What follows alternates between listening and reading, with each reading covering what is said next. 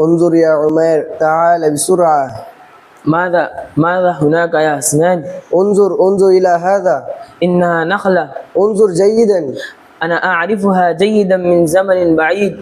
أنسيت أنني زرعتها قبل أن نأتي لهذا الزمان. الآلة يا عمير، آلة الزمن التي نقلتنا إلى هنا، ها هي.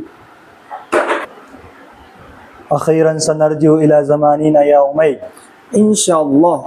وإن كان هذا الزمان فيه أشياء جميلة واختراعات مفيدة، سأفتقد المفقس. ولكن لا بد أن نعود إلى زماننا. والسيارات والطائرات كانت أياما حلوة.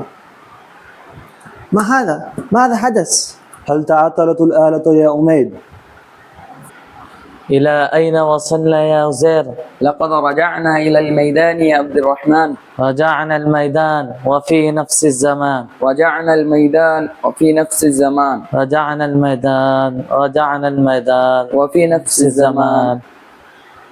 السلام عليكم مشاهدينا الصغار ومن يتابعنا من الكبار في حلقة جديدة من فوازير جحا.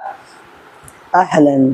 الدنيا فيها اختراعات واكتشافات عجيبة ومتطورة، ولكن هذا لا يمنع أن الإنسان قديما صنع وأبدع أشياء جميلة مثل عجائب الدنيا 7. سؤالنا اليوم عن أحد عجائب الدنيا 7 أجملها وأشهرها.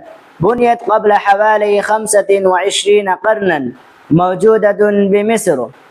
هل هي الأهرامات، حدائق بابل المعلقة، سور الصين العظيم؟ هيا أجب يا زيد. هل هي الأهرامات، حدائق بابل المعلقة، سور الصين العظيم؟ ممكن أتصل بالحول؟ إذا عرفتم الحل أصدقائي أرسلوا الإجابة الصحيحة إلى البريد الإلكتروني الظاهر على الشاشة لتربحوا الجوائز.